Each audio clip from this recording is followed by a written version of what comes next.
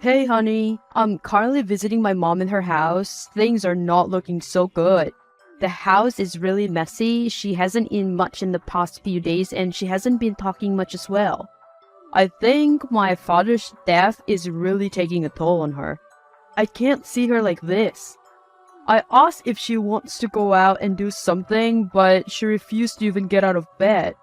It's been a few weeks since my father passed. I thought she would at least start feeling better. Oh no, I'm so sorry to hear that. I guess things must be really hard on her. Maybe I can cook something hearty and send it over, then we all can eat together. I'm sure that would at least make her feel less lonely. Yeah, I'm glad you mentioned about making her less lonely. I've been thinking about letting my mom stay with us for a little while, just until she can get better. Plus, I'm sure she'll be happy to help you out at the home too. I'm sure it takes her mind off things. I just feel like the house reminds her too much of my father. It's best we keep her away from that for the time being until she's feeling better. Oh yeah, sure. If you think that's the best for her, then I guess we should let her stay with us for a while. Being close to you will certainly help her feel better as well. Thanks, honey. I'm glad you're understanding of the situation. No worries. Well, I'll be cooking some good food and we can all eat together for dinner when you guys arrive. I'll prepare her room as well. Thank you. You're the greatest. I'll see you soon. You're a great son, honey. I'm happy you're willing to take care of your mom and make her feel better. A week later. Hey, Nia. I need you to help me buy something. Hi, Susan. Yeah, sure. Do you need anything from the grocery store? I'll get it for you when I pass by the store soon. Yes, Nia. I need you to buy me a caviar from the store at the Greenwood Street. One my husband used to go to. Just mention his name. They will know what it's for. Remember, I don't want the one in brown tin because they're cheaper and not something my taste bud would like. I want you to get the one in small blue tin. That is my favorite caviar. I want you to get 3 of them alongside with some fresh baked bread. Remember, just the blue tin as it's the only one that would suit my taste bud. Anything else you bought, it will go into the trash. I'm sorry to ask, but may I know how much this caviar would normally cost? They sound extremely pricey. They are around $250 for one tin. 3 of them, please. $250? I'm sorry, Susan, but I'm afraid I can't afford to spend that much money on caviar. Me and Will are saving money up for the baby, and we're planning to renovate the baby's room before he's born too. What are you saying? Are you saying that you won't buy me the caviar then? Do you have any idea how much I've been wanting them? Are you joking with me? Is this how you treat your mother-in-law? No, it's not that. I'd be more than happy to get you whatever you like. It's just caviar is a little bit too expensive for my budget. We don't have that much money. Even Will is struggling with his business. Oh, what a sad life I'm living. My husband, who I love dearly and who can take care of me so wonderfully, has passed away, and nobody seems to care. My poor son is married to someone who can't even think of me as her own mother and buy me the things I want. My wonderful husband, he'd bring me home caviar every week and we would eat it together for breakfast and laugh together watching the television. Oh, how I miss my husband. God, oh God, why is my life so difficult? I can't even get anything to remind me of my husband anymore because my daughter-in-law can't even afford it. Why didn't God just take me away instead of him? He was a good man. He deserves to live. I should be the one who died. Susan, I'm so sorry. I didn't know that it was something you and your husband used to do. I didn't mean to make you feel this way. Please don't say that. William needs you. He can't lose you after losing his father. I'm so sorry I made you feel this way. Look, let me see what I can do. Perhaps I can push certain plans for the baby. Don't worry about it. Would it be okay for me to purchase only one? Do you not get it, Nia? 3 is the right number. My husband will bring 3 things per week for us to eat. Why are you trying to ruin our tradition? Just because he's dead doesn't mean I should forget about it. No, that's really not what I meant, Susan. Don't worry. I'll try to see what I can do and get you those caviar. I'll see you at home. You better come back with those. Or else, what is the point of me living in this house if it only brings me nothing but misery? Hey, Nia, where are you? I called you so many times and you haven't been picking up. Are you avoiding me or something? Hey, Susan, I'm so sorry. I left my phone in my car when I went to the store. I really wasn't ignoring you. Is everything okay at home? Is there anything that you want for me to bring home? I can bring home some lunch and we can eat them together if you haven't had anything for lunch. Yes, lunch would be great. I need you to buy me the pastrami sandwich from Big Mike's Diner. I want one without any extra sauces. For the cheese, I would only want Swiss cheese and provolone. I like only 2 slices of tomatoes, no less or more, as that's how my husband used to do it. Big Mike's Diner, as in the one 2 hours away from here? Yes, where else would they be? Stop asking pointless questions and go get them for me. Don't mess up the order. Susan, I'm sorry, and I'm not trying to be rude, but I don't think I can drive 2 hours to get the sandwich. Maybe we can ask William to get it another time when he has free time. I have a doctor's appointment in an hour. If I get the sandwich, then I wouldn't make it to my appointment. I don't care about your doctor's appointment. You can do that any time. Can't you reschedule? I really want the sandwich and I don't want to wait for another day just to eat them. I'm sorry, but I really can't. I can't just simply cancel my doctor's appointment. I need to check on the health of the baby, your grandson. Plus, I don't think it would be healthy for me to be driving that long when I am 7 months pregnant. Excuses after excuses. Don't be such a baby. When I was pregnant with William, I did all sort of things and I am doing fine, and so is he. I know this is just one of those excuses you make so that you can make me more miserable than I already am. Why is it so hard for me to get the sandwich that my husband used to get for me? It's one of the memories left of him that can help me go through the day when things get hard. My husband would never make excuses like you.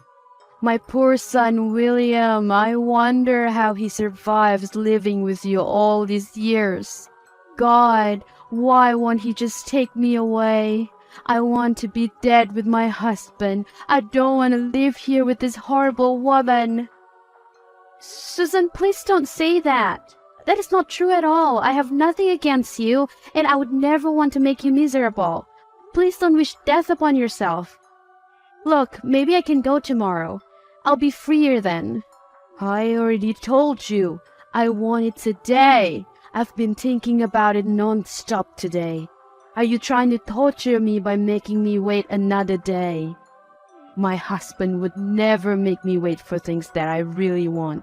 Oh God, why can't you just take me away too? Fine, Susan. I'll cancel my doctor's appointment and I'll drive to the restaurant to get you the sandwich. Please stop wishing death upon yourself. William would be heartbroken to hear that. Be quick. Don't waste my time. Hey, Susan, were you home all day yesterday? Yes. What is it now? Are you accusing me of stealing things in your house? What? No, that's not what I'm trying to say. I just want to ask you regarding the baby's room. You've seen it before when you first came. We painted it blue because the baby's a boy and we think it would suit him a lot. We even put up a lot of different toys we think the baby might like. You know where I'm going with this, Susan? The color is hideous. I don't feel good looking at it. And I believe the baby would feel the same way as me. What are you saying now? The blue color of the room that you painted, it's hideous. It really doesn't suit the baby. It's better off with the current color. I love it more this time. So it was you who changed the color of the room without our permission? I'm sorry to say this, but that's very disrespectful. That's my baby, and I deserve to know anything before you make changes to anything. Plus, this is my house. Just because we let you stay here doesn't mean you can make all the decisions that you like behind my back. Oh, I didn't know I have to be asking permission to make changes in the house that my son lives in. What a disrespectful thing to say to me.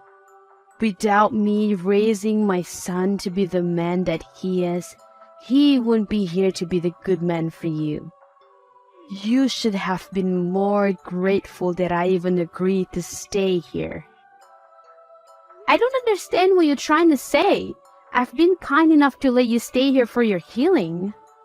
And you're ruining it. How exactly am I ruining your healing for you? My husband hates the color blue. It reminded him of the big blue house he grew up in. It was an abusive household. We ensure to always eliminate the color blue from our house. I don't understand why can't you do the same?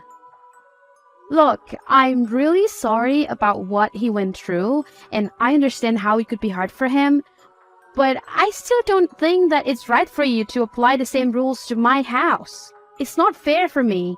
Fairness? Is that all you care about? You think the world is fair when my husband is taken away from me? No, that is not what I'm trying to say. That's enough. No need to speak to me. This conversation is making things harder for me, and I don't want to deal with it. I need to speak to you about your mom. I've heard it from her.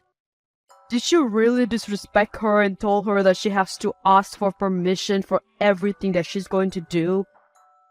That's not very nice of you. You know what she's going through. Of course I know what she's going through. But it isn't fair that I am being turned into a victim of her situation. Do you even know what's actually going on? She has been trying to take over the house and things that I've been doing. You're being too much. You know she's my mom. Please don't speak of her that way. All I'm asking you is to be more considerate of her situation. She's going through a lot. Can't you just hold back for a few weeks more until she's better? Fine. I'm doing this for you and out of respect. It's going to be James Clark Jr. Sorry? What are you referring to, Susan? The child. What? Are you talking about my baby? My son? Who else would I be talking about? The name of that child would be James Clark Jr. Wait, what are you trying to say? Sorry, Susan, but that's not what I'm naming the baby. Me and Will already discussed this in the past. We will be naming the baby Harold after my father, who did a lot for me growing up. I disagreed. He should be named after my husband. Your second child can have your father's name if you want to, but the first one should honor my husband. This is our grandchild after all. This is my father's first grandchildren as well. If you like, we can put your husband's name as the baby's middle name. That's all I can offer to you. I can't agree with your request. Middle name? Is that all my husband worth to you? All he ever wanted when he was alive was to have grandchildren, but you took too long to get pregnant. Now that he's gone, I want to at least have the child be named after him. Is that so hard? At least your father is still alive. Isn't that enough for you? You know I have issues that made it hard for me to get pregnant. It's not like we did it on purpose. Will my father be appreciated only when he passed away? I'm sorry, but it's not possible. I will not change the name of my baby just because you asked me to. You have no say. How rude of you to speak to me that way. William will know about this. You are being super disrespectful. That's not a way to speak to your mother-in-law. You know I'm still grieving. What is it now that you do, Nia? My mom just called me crying. Did she tell you what happened? Is it another made-up story on how I'm the villain who disrespected her and her grieving period? I already told you not to speak about my mom that way. When will you learn? Your mom tried changing our baby's name. She wants to name it after your father. We agreed we will name it after my father. Why is it such a big deal? Just change the name to James Clark Jr. as she asks. We will name the second child after your father's name. Isn't that easier than arguing non-stop? Are you kidding me? So just take whatever that your mom has to say? I told you, she's going through a hard time. She's trying to hold on to as many pieces of memories that she can of my father, as much as possible. You won't understand. Why? Because my father is still alive, and therefore I should never appreciate him, and I should only care of yours because he passed? Let's be real. You never really cared about your father anyway when he was alive. Are you expecting me to do the same? How dare you say that to me? You're being overdramatic. How could you disrespect your mother-in-law just because you want things to go your way? Of course I want things to go my way. This is my child. I'm done talking to you. Unless you calm down and come to your senses, then don't speak to me. Gladly. I will be in the labor room with you. Since that is my first grandchild, I love to be the first to hold it as well. I'm telling you this now so you won't come up with excuses later on about you planning, just like when I asked you to change the name. Sorry, Susan, but I can't let you in the labor room with me. It would be a very vulnerable moment for me, so I would prefer to have my mother and my husband in it instead. You'll be able to see the baby after he's born. How could you? I am the child's grandmother. I deserve to be there to see it. You don't get to kick me out. Sorry, Susan, but I really won't be able to let you in. I'm not comfortable having you in it. I would prefer to have my own mother. I know what this is all about. You're still hating on me because of what happened. Look, Susan, I don't care about those anymore. I forgive you for changing the baby's room, for making me do things that are too hard for a pregnant woman, for trying to change the name of the baby. I want to give birth without a negative feeling. Oh no, it's not that. You're mad at me because your husband loves me more than he loves you. What? I never thought about it that way. Of course you did. You've always been the jealous kind. You are always so visibly upset that he would always choose me over you. He loves me more than anything. He's your son. It doesn't matter how much he loves you. His life will always be with me. What are you trying to say? No, he's always going to be mine. You stole him from me and now you're stealing my grandson from me. I would never let you. You're out of your mind. I hope he divorces you. You're a selfish bitch. What the fuck is wrong with you? You made my mom cry again. What did I even do wrong? Your mother is obsessed with you and our baby. What the heck does that even mean? You're losing your mind, Nia. I'm carrying our child and I've been in so much stress since your mom came to live with us and the hell that she put me through. You never cared. You always side with her, even though it's obvious that she was wrong. How dare you? She's going through a lot. Enough with that bullshit! None of you guys cared that much about your father when he was alive. I was the only one who visited him so often. Your mother hated him. Why are you pretending like you don't know? Don't you dare speak about my parents that way. They were in love. They were perfect together. You are out of your mind. How dare you? You don't belong in this house. No one should disrespect my parents that way. That's it. I'm done with you. We're getting a divorce. I will gladly leave this house if it means I don't have to deal with you and your mom anymore. What are you even doing? Moving all your things into my house and locking me out. You don't deserve to even step your dirty feet in here. Come back and take all your things with you. Sorry? You mean my house? Can you please stop trying to open the door, or else I'm gonna have to call the police on you. Please leave. Are you out of your fucking mind? This is the house that my husband and I have been living in forever. It's my house now that he's dead. Get out and let me in. How did you even get the key, you thief? Oh, you must have not heard. Heard what? Get out. Your husband wrote on his will that once he passed, his house will be passed down to me. You don't get a cent of his money. You can stop pretending now, Susan. You never cared for him. You were abusive to him. You even brainwashed William to hate him. Initially, I thought it was guilt that changed you, but I figured it was all an act. You don't care that he died. You care about his money. What? That's impossible. Why would he give it to you and not me? That's ridiculous. Is it though? I took care of him like he was my own father. I cared for him more than you and William do. That poor guy, he died knowing that you are all going to be chasing his money. If you have any issues with the will, please contact his lawyer. They will explain everything to you. But for now, please leave me alone and leave my property, or else I'll call the police on you. Wait. No, Nia, listen. It wasn't an act. I do care for him. I care for you too. You're the best daughter-in-law. I'm sorry for everything. I knew you would say this.